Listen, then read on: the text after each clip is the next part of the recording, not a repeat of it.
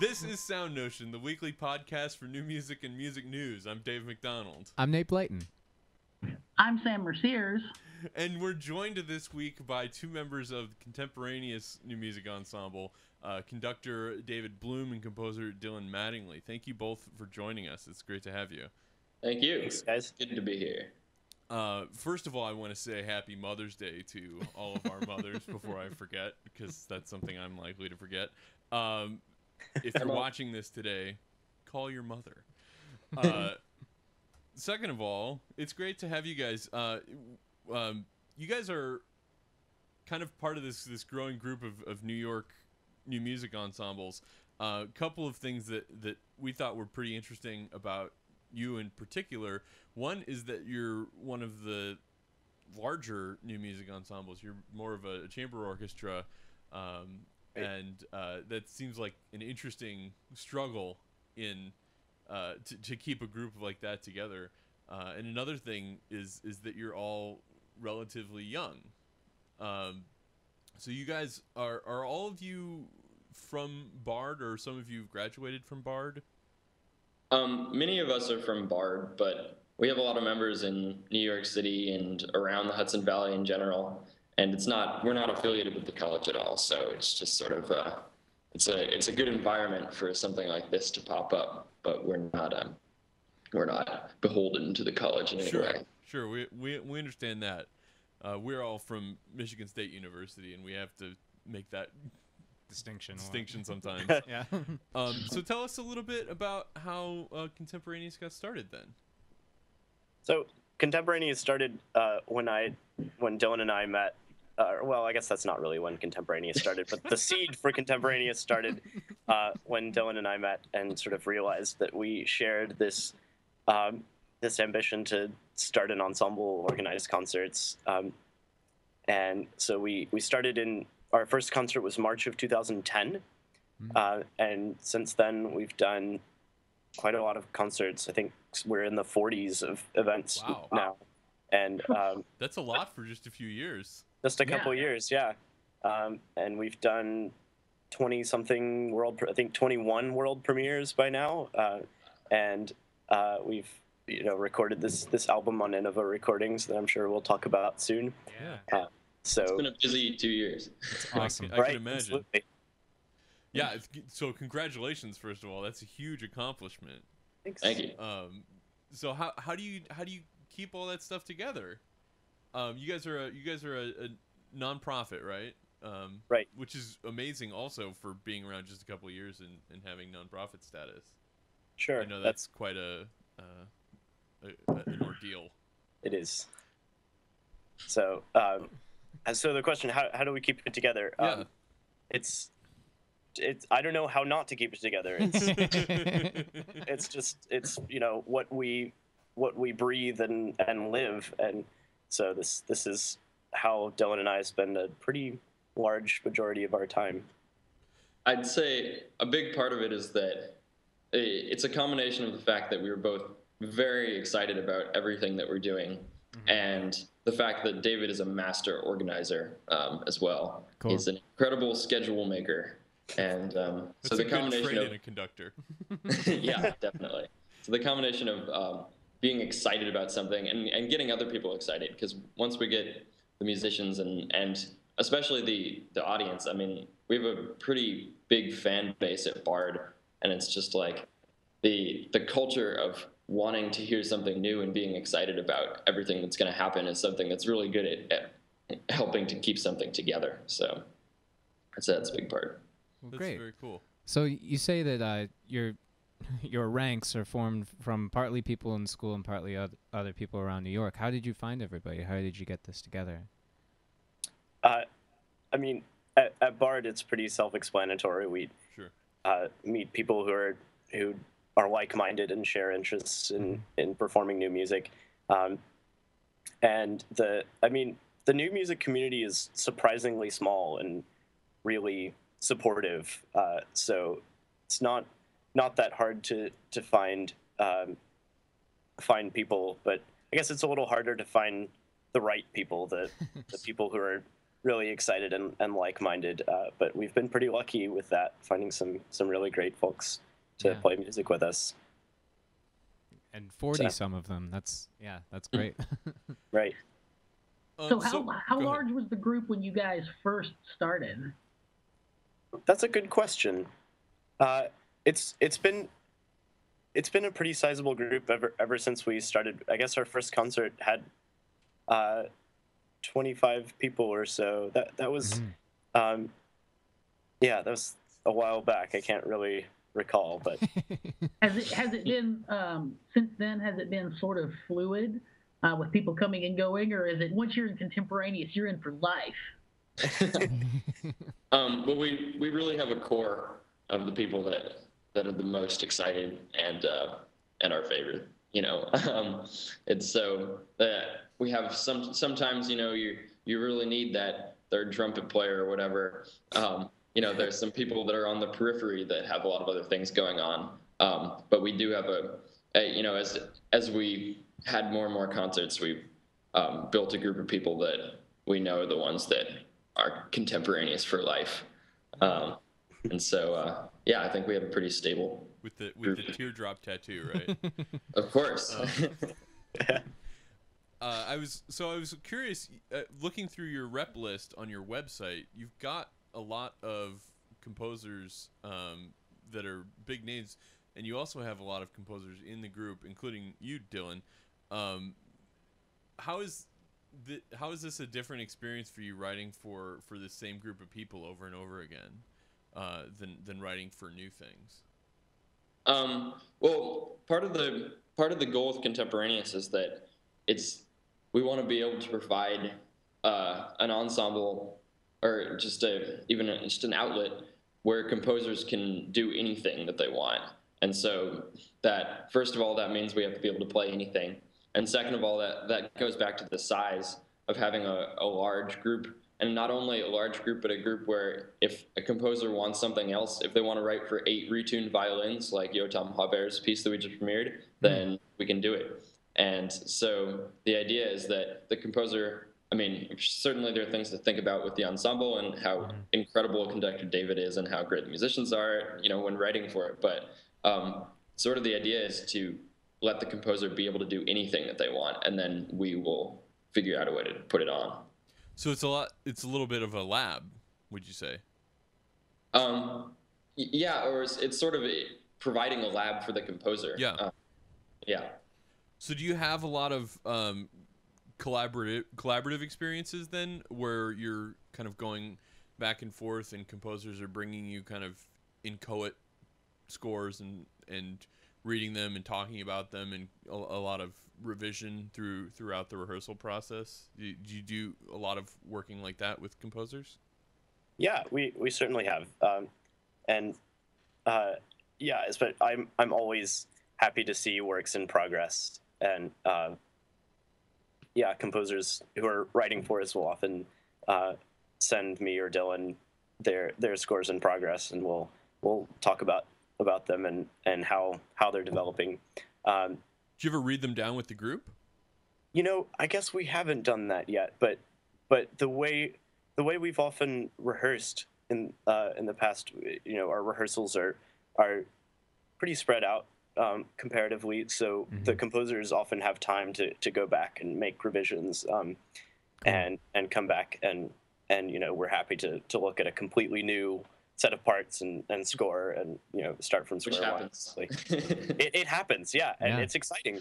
And for next season, for a few composers who are writing for us, we're planning to do workshops like well before the premiere, so the composers have time to work on the piece and come back with the new concept if they like. So that sounds great. Yeah. On the website, I also saw that it seems like both of you are, in addition to having your organizational roles, you're both like composer, conductor, performer. Like you kind of do everything. How do you juggle those roles within this ensemble? Well, I'd say David is primarily conducting Right. these days in Contemporaneous. I mean, it's sort of we sort of both started out conducting, and then it became increasingly clear that David is one of the absolute best conductors in the world. So nobody else should be ever Please. conducting Contemporaneous.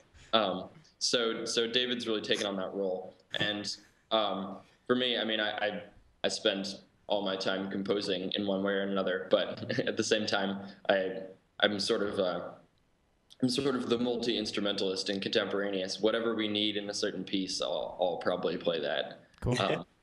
So that's how we fit those roles, more or less, I'd say. Right. And I mean, the role that we share is the artistic planning role. Yeah. And this is something that we like to think about a lot. We spend tons of time just like researching and listening and thinking about how to meaningfully program composers and pieces that we feel really strongly about. And you know, we each share an idea with the other, and you know, we tear it to shreds and come back and rebuild it until it's something meaningful, and then, you know, maybe a year later it's ready to perform, you know, after the initial concept. So I'm curious, David, about what you mean when you say meaningful programming. I think I have an idea, but I want to hear what you think, what that means to you. Right.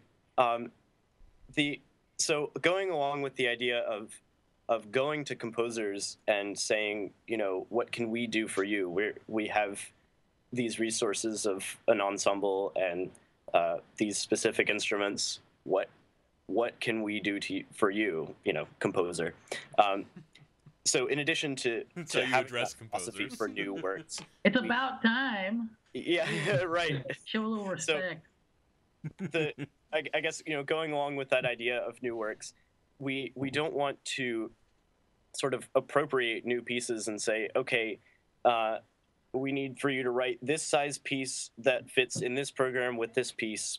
Go. You know, we want to say, okay, this is part of the sort of collaborative process of new works. Mm-hmm.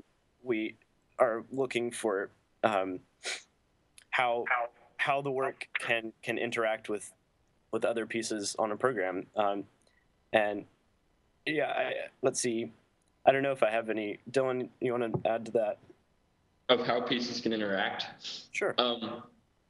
Yeah, well, I mean, it's fun. It's fun to be able to sort of have an understanding of what the composer will do just because you know them. I mean, I really believe that composing is just the ultimate form of self-expression. So if we have an idea of what the composer is like, we'll have some idea of what we're going to get, even if we want to tell them they can do whatever they want. So then we want to put together a concert where those personalities clash and mix and create something really beautiful. So it's sort of like matchmaking to put together. I like thinking of it very personally like that. That's really interesting. That's a cool concept. Well, I also see that you don't let, you don't try to do something that uses the entire ensemble in every piece. For instance, in your first season, I see 3 pieces for clarinet and piano by Martin. Right. Actually, I can't pronounce his name either. And then on your newest season, you did Gnarly Buttons. And which is a cool piece. Obviously, yeah. And by the way, David, did you play Gnarly Buttons? I did not. Connor Brown did. Okay. Cool. Right. Anyway, it's a hoss. Sure. So yeah, so anyway, you're not limiting yourself as in we have to make sure all the kids get to play in every game. Yeah, exactly. Right.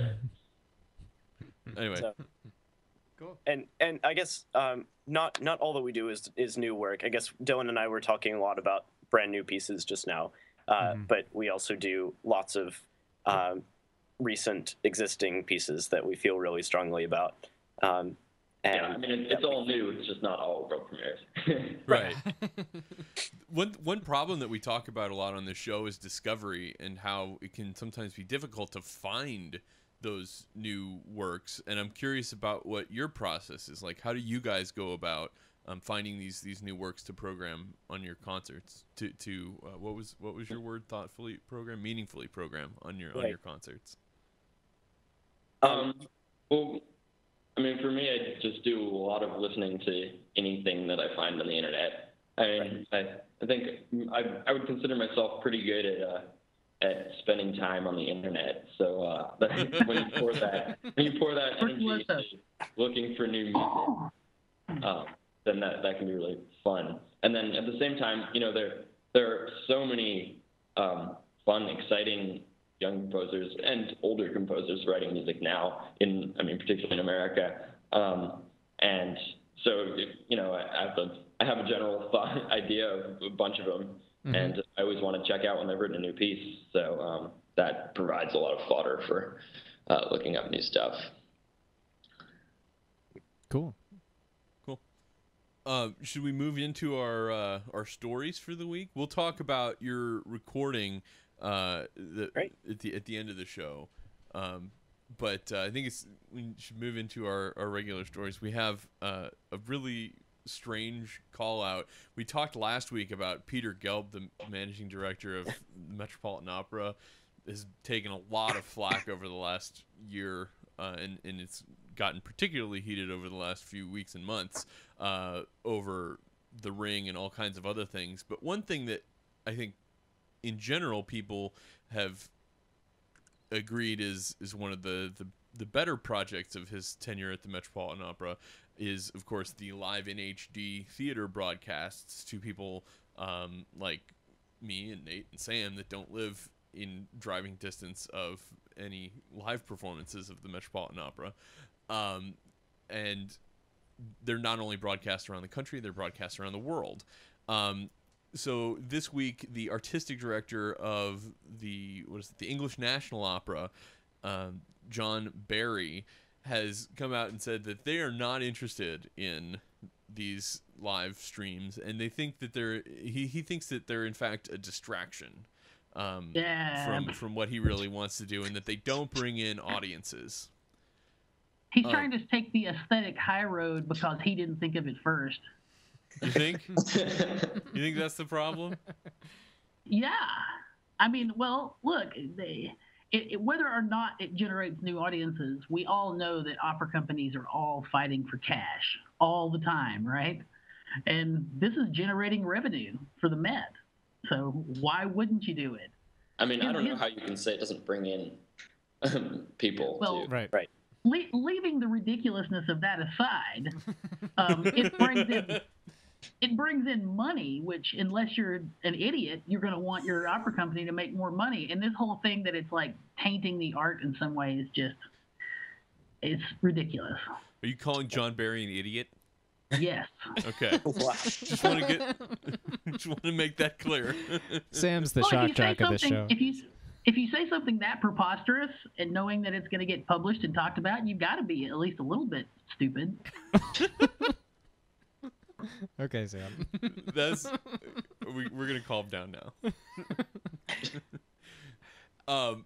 I think you're in some ways right. It's kind of a dumb thing to say, but of course, and of course, Dylan, you're right. It's got to bring in new audiences. I, for example, have never been to a live performance of the Metropolitan Opera, but I've been to at least half a dozen live in HD broadcasts at the local theater, and I think they're pretty neat. Now, I can see how you can say that they might distract, but it's not as though the team is preparing for, two separate things. Like there's two separate groups of people, and I can't imagine, maybe I'm wrong, but I can't imagine that the people that are producing the stage performance are even thinking about the live stream. I'm reasonably certain that they're only thinking about what the show looks and sounds like for the people in the audience, and whatever problems that causes for the TV cameras, then the TV camera people can solve them, right? Well, do you think that's true? I think it's probably true, but that doesn't mean it's going to stay that way. And I don't see anything wrong with people starting to take the physical staging along with the idea of how is this going to, quote, film best, and making a marriage of the two goals, Yeah. And I think this guy, Barry, would probably say that that's sullying the art, like opera hasn't changed since it was conceived of, Yeah. I think with the Anyway. big name directors that they have at the Met, that they're likely not going to compromise and Yeah. Yeah. you know, Right. make this a film event. Right. Well, he talks about it as if the conductor's going to have to also cue the camera changes or something, you know? Yeah. I mean, but having a separate person to cue the camera changes and having to pay all the TV people, it's an obvious extra expense. It's of a resources. cost, but they're making money on it. They're making $10 Yeah. or $12 million Yeah. a year on it, which isn't Really? a lot, but it's a little bit. I mean, that's like one performance, one production of this Wagner cycle that they're doing. Mhm. How many second viola players get to eat because of that money? That's right. I guess I should take what I can get. Nate is our resident viola Yeah. player. Feel free to abuse him at will. Thanks, Sam. But it just seems I don't know, and I in fact read a couple of reviews of Wagner that were saying that in some ways it did work a little bit better on live in HD than it did in the theater because there was such a vast empty stage and they weren't using very much of it for some scenes, and it didn't seem like it was such a strange dissonance between the vastness of the stage and the intimacy of the scene on video, because they're all just shooting close-ups of the people and you don't get a sense of the vastness of the set. So those are clearly different choices, though. But those are, I think that's not intentional. I think that's just a little happy accident of the way they shoot these things, right? I don't think there are a lot of people making extremely artistic decisions in the videographers. I would hope that they're. You think? Yeah, I think You think they're I'm probably. wrong? Yeah, I think Okay. you're wrong, Dave. Well, it wouldn't be the videographers are artists too. Okay. I understand that, but I think they just have people that are pointing cameras at the people that are singing, and like that's it. There's I a little bit agree more with- to it than that. I agree with Nate. If they're hiring somebody that's worth hiring for a gig of that magnitude, then they've got to be some creative, intelligent people. Yeah. All right. And so those are different choices. It's a different product at every point because there's like a different director of how it looks, basically. Yeah. Right. And the broadcast But it- director gets credited, Yeah. obviously, Right. very prominently in the theater streams. So, And- David, Dylan, have you guys done any, putting your concerts out there, projecting webcasting or anything like that? HD simulcaster. Well, we might have money Yeah. to hire one of Well, those. not directors. not just to theaters. Like any schmuck with a camcorder and a laptop can stream stuff on the web, Yeah, that's true. Well, it's hard. It's hard enough as for we us are getting doing that. right now. Right. I mean, that's something we would like to do is hire a full-time videographer, really. Yeah. Yeah, that's something that's in the future, definitely. I mean, getting as much video around as possible, I think, is always a good thing. Yeah. Well, that was making me wonder. Have you guys done much mixed media stuff? Like, is it all just music, the ensemble playing music, or have you done music plus anything in any of your rep? We Yeah, have done mixed media stuff. We've done a couple of projects with dance, and we've Cool. done one project that's actually going to be released on DVD soon by Matt Giannotti. His Alice. It's a piece inspired by Alice in Wonderland that was with live dance and a pre-made like backdrop film. Cool. Cool. Really cool Sweet. project. We'll look Yeah. forward to seeing that. Yeah. Yeah. Well, in other news in opera this week, This is a lot of opera for one show. I don't know if I know. can handle this. the he's originally British, right? Composer Michael Nyman. I believe so. Yeah. He now lives in Mexico City. His disgruntled with the the Royal Opera House for not putting on any of his operas and not agreeing to put any of his operas on. And as is he should do, he's voicing his disgruntlement with them publicly because that's the way to get an opera company on your side. Right. It seems like a great way to never ever to like ensure with absolute certainty that you'll never get an opera performed by this company. Yeah, and maybe also other companies too. Sure.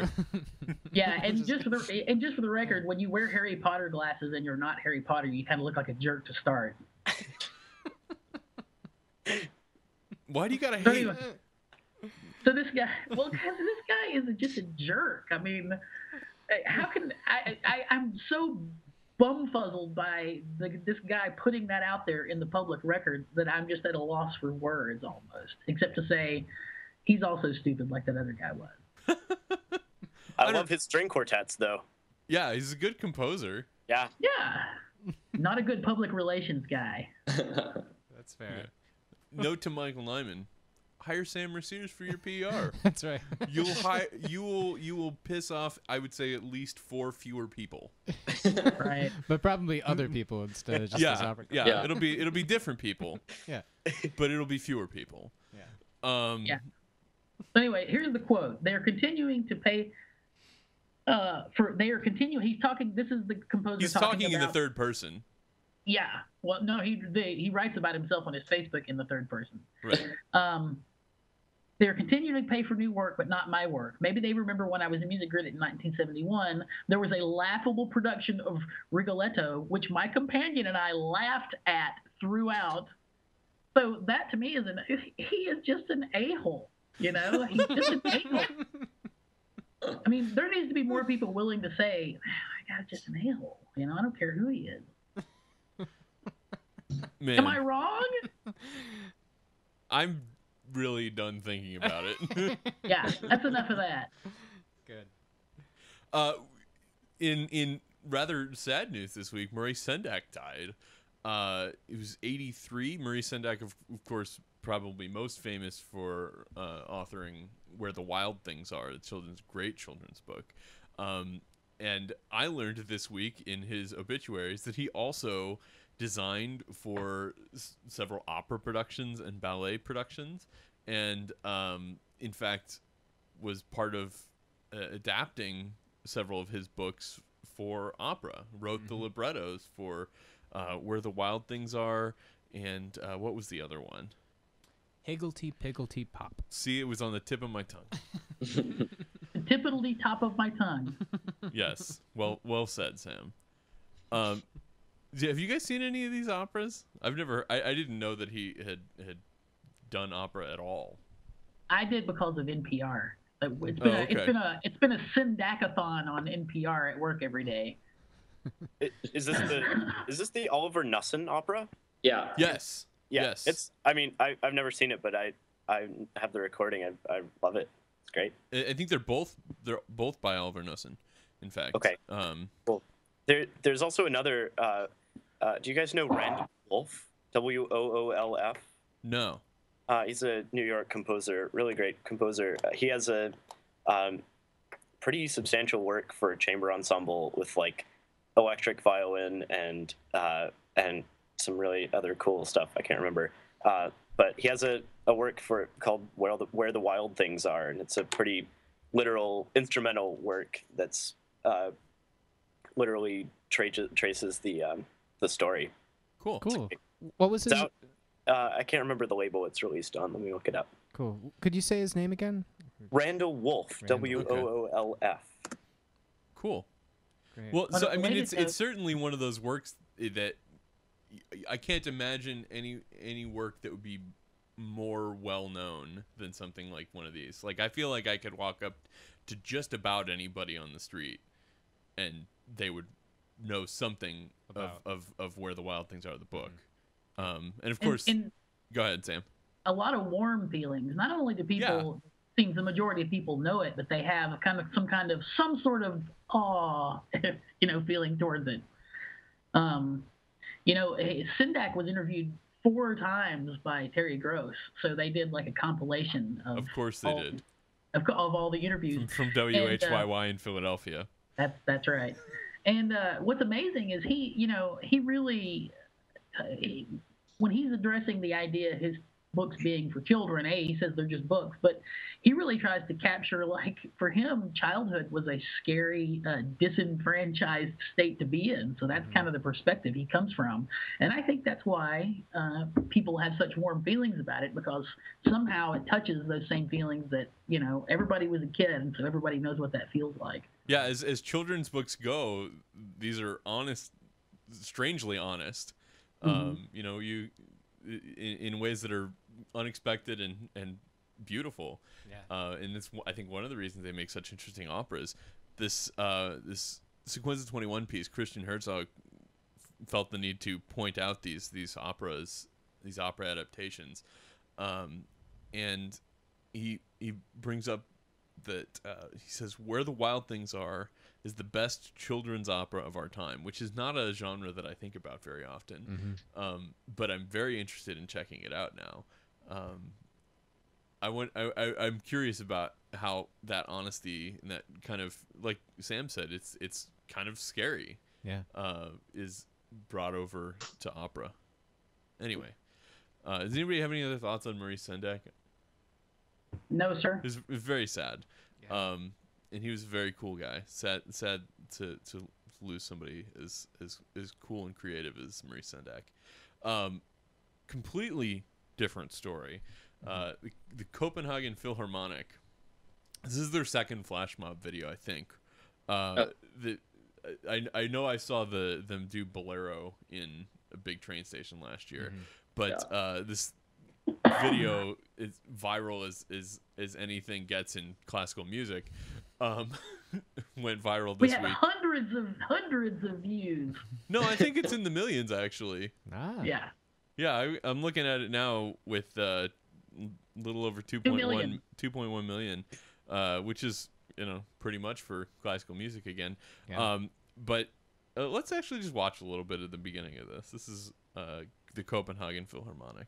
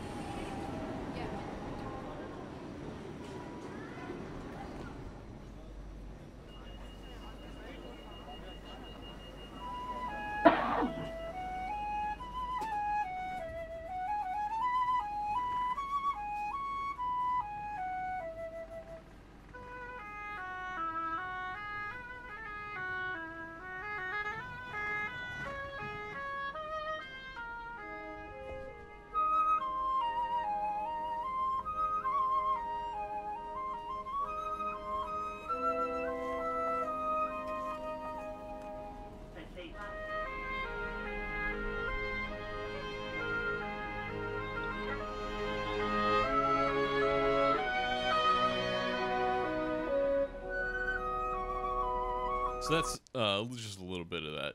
They kind of, I guess they all boarded at different times to be a little inconspicuous, but they played a little bit of Grieg on the Copenhagen Metro, and I'm not sure if there's any value to this other than just getting everybody's attention.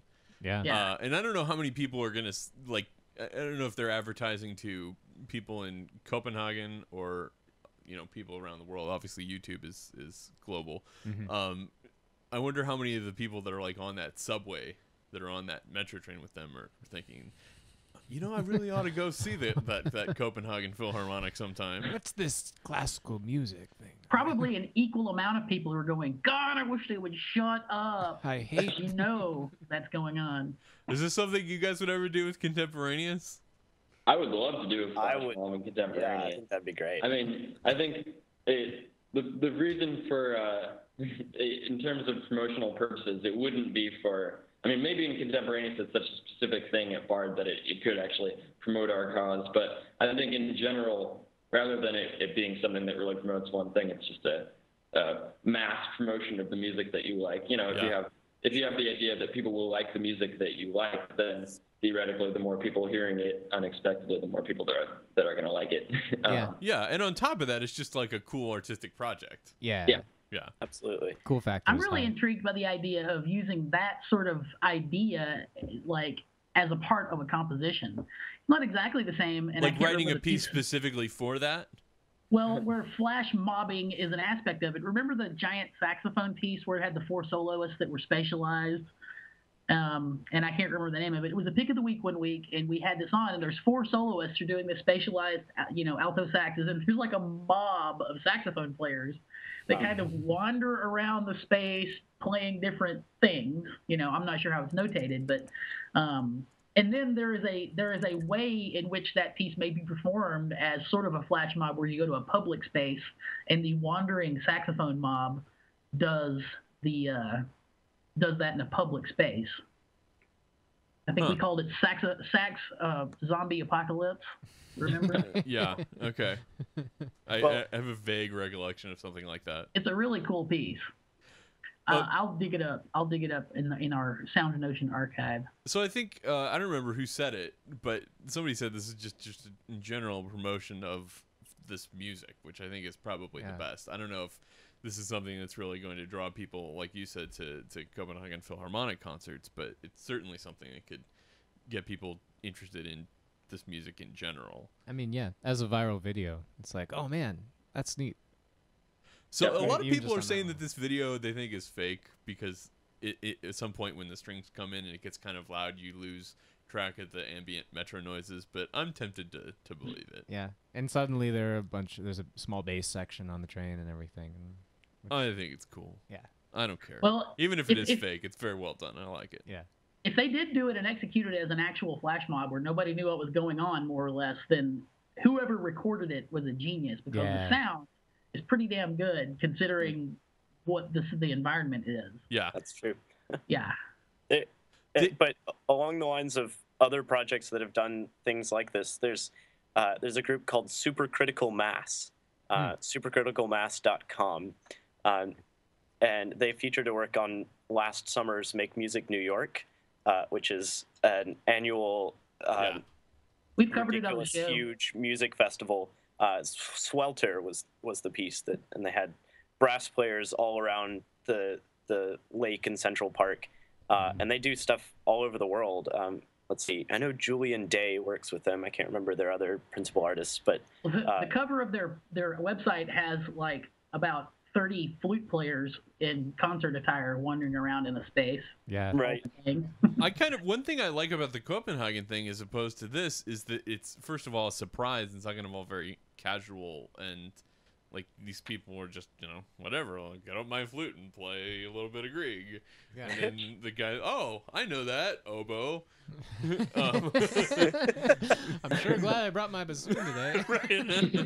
Like that I find that to be very appealing. Yeah. And I like that it's very casual, and I like that they're surprising people. I think it's amazing to think that some people who don't have any experience with orchestral instrumentation might get an experience of hearing that piece where you've got the violin right in your face. We've all heard that piece on Bugs Bunny cartoons and whatnot, so everybody knows what it sounds like. But having that actual string sitting there scratching away, it's so different when it's 2 feet in front of your face. You hear all the scratch and bang and everything. It could be an interesting experience for someone who's never seen it that close. Mm-hmm. Yeah, definitely. So, Sam, tell us about Hahn-Bin. I was going to do a segue there. Speaking of violins right in your face. Yeah. So, Hahn-Bin, who we've talked about on the show before, and based on, he's gotten even more flamboyant now. I think we can call him, if we haven't already, the Marilyn Manson of classical violin. I mean, the cover of his website now, it looks like you could say this is a picture of Marilyn Manson, and if you looked at it, you go, yeah, it is. At a concert last Wednesday, I believe it is, Hahn-Bin put on a concert, and nobody's sure how much of this was planned before. Was the same day. I'm sure it was planned. I'm sure it's just a coincidence. Obama had come out in, proclaiming that he thinks that same-sex couples should be able to get married. So Hahn-Bin came and did a performance. And speaking of viral videos, if this were videoed, it would become viral, I'm pretty certain. Mm-hmm. He did the Tchaikovsky violin concerto. Now, and a series of flamboyant things happened. One, and it doesn't expand on this, but blood came out of his mouth at one point. I don't know if he had blood capsules that he crunched so blood would flow out of his mouth.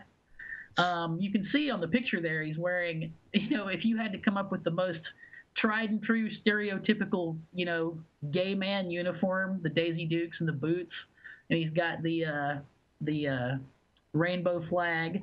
Yeah, so it was a strange juxtaposition where you had the Tchaikovsky violin concerto being done in loud and proud, style, making a statement, I would have to assume, when somebody comes out and they've got pink letters on their back that says "fag freak," you can't think that the guy's not trying to make a statement of some sort. It is interesting to me that it's going on at a classical music concert. People speculate that it was done because, or to pay homage, if you will, to what they call the agonizing battle with his homosexuality that Tchaikovsky suffered, which, opinions vary on that. I read a biography that made a pretty convincing case for it.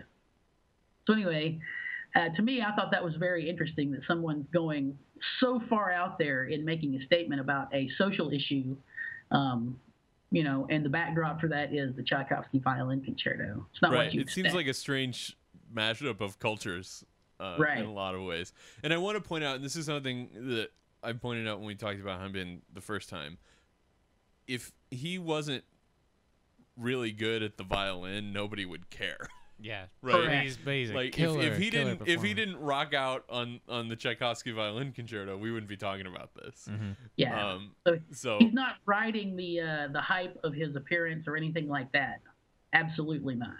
But I do think it's an interesting way to perform something like this, is to combine performance art and this very staid classical tradition. I'm sure the rest of the orchestra was wearing their concert black just like any other time they perform Tchaikovsky. Absolutely. So it's a really interesting project.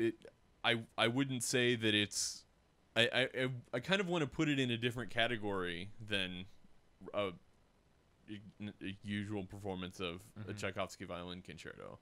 I think it doesn't make a lot of sense to compare Hahn-Bin's performance of Tchaikovsky with somebody standing in their regular concert black and playing Tchaikovsky. Right. But I think it's a cool project. Have you guys ever done any like flamboyant visual stuff like this with Slouching towards performance art? This kind of performance art kind of stuff? Not really, I would say. Is that something that interests you? We don't wear concert black, so. Well, sure. Never. We're allergic. One piece we did do is by Uri Koist. It's Travnika 1 for brass quintet, and he has the brass players like walking around the concert hall, but that's about as close as we've gotten. No blood capsules or capes. Right, none yet. Not yet. Yeah. All right. Something to consider for the future. Right. Before we move on to the pick of the week, I have breaking news. I'm only mentioning this because I know that Dave would be interested. Britney Spears has been named as a likely addition to the judge panel on The X Factor. So don't say that we don't bring you the newest. Thank God we got that cleared up. Don't say that we don't bring you the newest in new music news here on the show. That was close. I can't believe we almost got through the whole episode without mentioning that. Yeah. Britney Spears and X Factor? Wow. Yeah. And so now, the pick of the week. Woo! So our pick of the week this week is from our guest. Is a piece by Dylan, recorded on Contemporaneous album. Thank you so much for sharing this with us, first of all. The piece is called Atlas of Somewhere on the Way to Howland Island, and we're going to listen to an excerpt from Radio Liftoff music for Amelia Earhart. So I guess I should start with Dylan. Dylan, do you want to tell us a little bit about this piece before we listen to it? Well, it's written as a sort of emotional map of Amelia Earhart's final journey. Howland Island is the island that she never quite made it to in the Pacific, about halfway between Fiji and Hawaii. And so the piece is it's not totally programmatic in that you don't have literal things happening along the way in the music, but you do have sort of the emotional journey, and so it's about exploration and discovery, and sort of in the end I'd send her into the stars in some way. I love the idea that you don't know what happened to her. There's been a lot of Amelia Earhart news recently about maybe maybe finding traces of her on an island and things along those lines. But Wow. I really love Hillary Clinton and the State Department are officially involved in the investigation. You should send Hillary a copy of the piece and see if you can get any traction out of it. Yeah. Yeah, that would be good. Well, if you have her address. Yeah, she's a friend of the show. We'll have her people call your people. Yeah. That's good. Yeah, perfect. Wait by the phone. Text from Hillary. Wait by the phone. Yeah. So I guess we should just listen to it and then talk about it some more afterwards. So this is an excerpt from Atlas of Somewhere on the Way to Howland Island, radio liftoff music by our guest Dylan Mattingly, performed by Contemporaneous, conducted by our other guest David Bloom.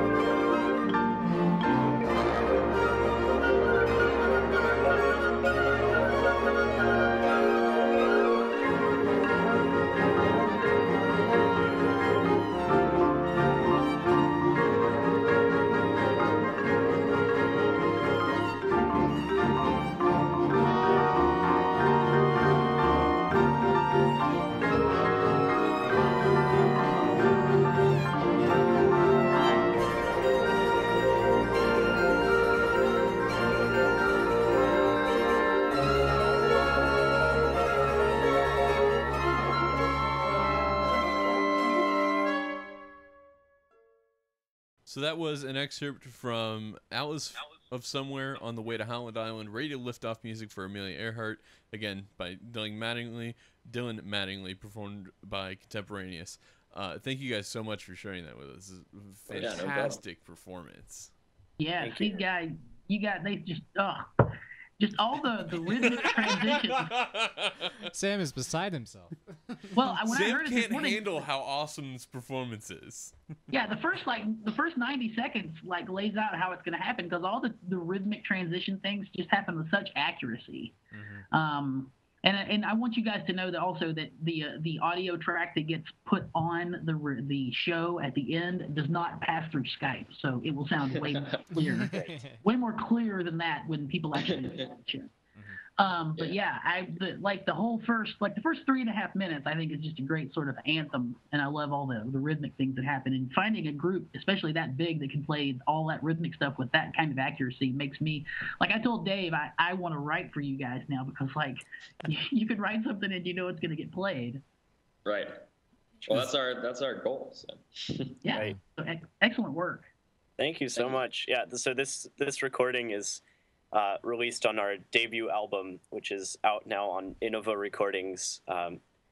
The recording is entitled "Stream of Stars," and it's a recording of 3 pieces by Dylan that he wrote specifically for us, and including this piece, which is the first track. So how long has that been out then? It's been out for a little over a month now. Great. Cool. Well, congratulations! Yeah. This is another huge accomplishment, is putting together a recording like this and getting it out the door. I have so much respect for people that do stuff like that.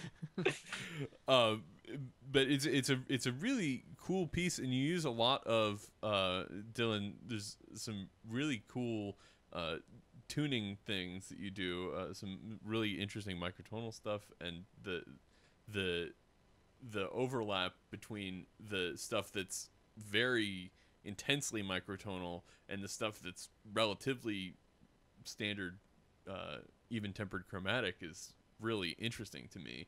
How it moves in and out of those spaces is very, very cool. What I can't hear you at the moment. Oh, there you I'm go. here. Can you hear me? Yeah. How do you think of those? One of the concerns that I have when I hear music that does this, and that I think you have succeeded in avoiding, is that when you move from that even-tempered chromatic to the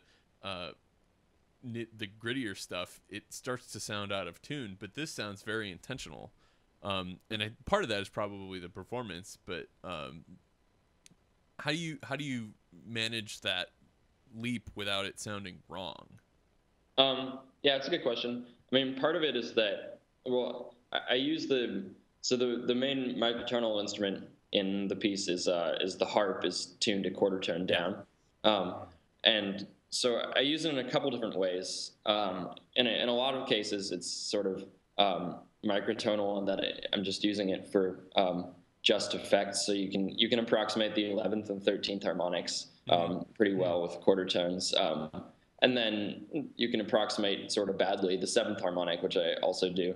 And so that's one thing. And so those don't sound out of tune because, even with equal tempered, well, particularly with strings don't really play in equal temperament anyways. So if you have a chord with strings, it's going to be in just intonation in some way because they're playing on listening to the vibrations and hearing it. They have real But ears. you as a composer haven't figured out how to break the laws of physics yet.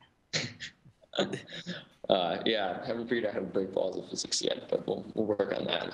So the other way that I use the microtonal sound in Atlas is as sort of as a way of making using it in unison with other instruments and making it sort of a more complex sort of shimmery. So it's just a timbral thing then. Almost gamelan-y sort of sound. Yeah. And so I think more often what happens when I'm using it in this piece is that when the harp stops playing, the other instruments sound out of tune. It's sort of it's balancing the two worlds. Yeah. It's like the moment in an a cappella choir concert where the choir starts singing and then the piano joins in. You're like, why is the piano so sharp? That doesn't make any sense. Right. Yeah, exactly. But the point is that it's the context that makes it sound that way. So it's really cool, very successful use of that. Thanks. And I like the distinct chunks. It's kind of the boxcar construction, where you've got one big chunk and then another big chunk and then another big chunk. There are these really sudden changes throughout there that keep it fresh. Mm-hmm. So it's excellent stuff. We really like it. Yeah. And again, an absolutely brilliant performance. Yeah, and David, I was watching a video on YouTube of a performance of this. It was right behind you as you were conducting, and the meters look like a pretty challenging kind of thing to keep in your head and and keep forward moving with the group and everything. How did you approach like putting that all together and then conducting it? It was a lot of work. I mean, to be perfectly honest, it was pretty daunting at first, but worked on it a long time and figured out what I was going to do with all the 15 16s and 11 32s and all of those. So that it actually turned out to be not that hard. It's very intuitive because the music is always the meter always serves the music in Dylan's music, and so it's the meters are always like very intuitive. Cool. Yeah. Did you ever get anything from Dylan and say, "Come on"? I don't know, Dylan. Do you remember any time where I was rolling my eyes? No, I don't think so. David is good about that. It's I mean, it's fun to have a conductor who just really wants to do it as best as possible. So right, and I think that's sort of the general spirit of Contemporaneous, is that we're here for the composers, and all their crazy ideas are our cup of tea. Right. I think that's probably a good place to wrap it up. That's a good little closer. Yeah. Thank you guys so much for joining us. It's been a lot of fun talking to you both. Likewise. Thank you. You too. We would recommend that everybody go check out this whole recording. We'll have links on our site, soundnotion.tv/SN, where you can find links to listen to the whole thing. We certainly encourage you to do that. We record this show every Sunday morning at 11 a.m. Eastern Time. We encourage anyone who is available to catch the live stream at soundnotion.tv/live and join us in chat. We like to continue that conversation there, and also after the fact. Again, soundnotion.tv/SN. If you have any comments, we've spent an hour now sharing our opinions with you. We'd love to hear what your opinions are on the stories that we've talked about. You can also catch up with us on Facebook or Twitter. We're at SoundNotion on Twitter. We're also all individually on Twitter. You can catch Contemporaneous on Twitter. What's your guys' Twitter handle again? At eContemp. At eContemp. All right. We'll make sure we get That's that. right. We'll make sure we get that in the show notes as well. Great. So make sure if you have any thoughts, we'd love to hear from you. This show and all our shows at SoundNotion TV are available in the iTunes Store and other podcast aggregation systems. So be sure to go there and subscribe for free and catch every episode.